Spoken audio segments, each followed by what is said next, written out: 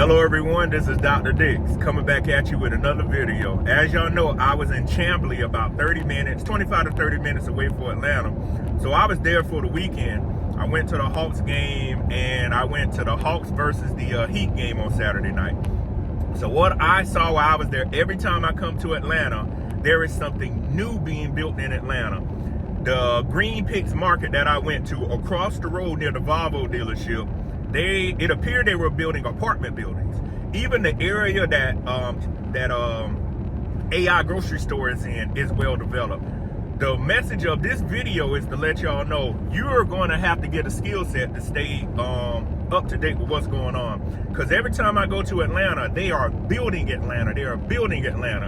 And what that means when they're building, that means the cost of everything else is going to go up. So if you don't have that blue collar skill set I talk about, HVAC, electricians, plumbers, welders, etc., and if you don't have that white collar skill set, computer engineering, healthcare, biology, chemistry, etc., how are you going to make it in the future?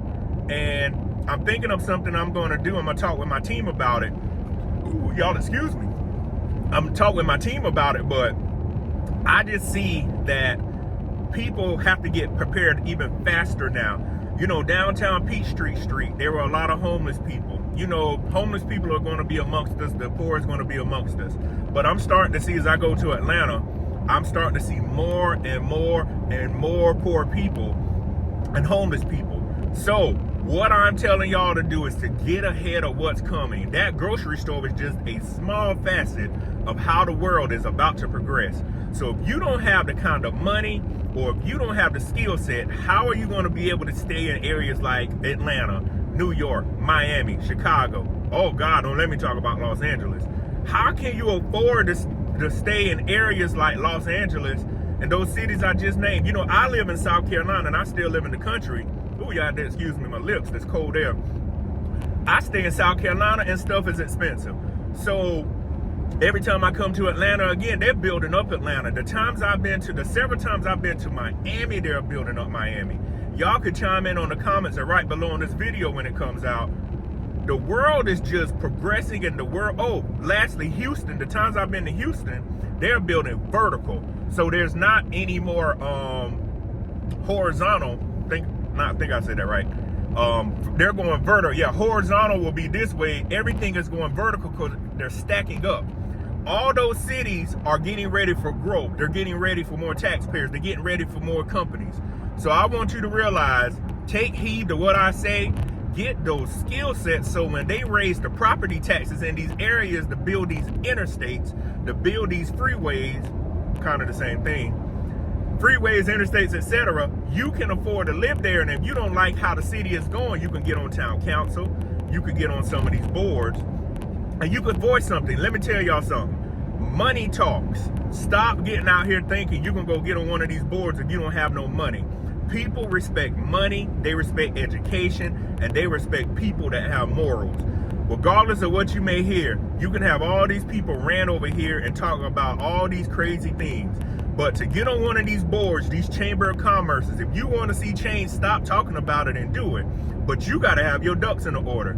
You cannot go get on any of these boards or any of these chamber of commerce or etc. talking about, well, I think we need to change the city. First of all, they're going to say, how much money can you donate to help make things better, or to political campaigns? Whether y'all know it or not, money is always interchanged below the line, above the line, in between, whatever.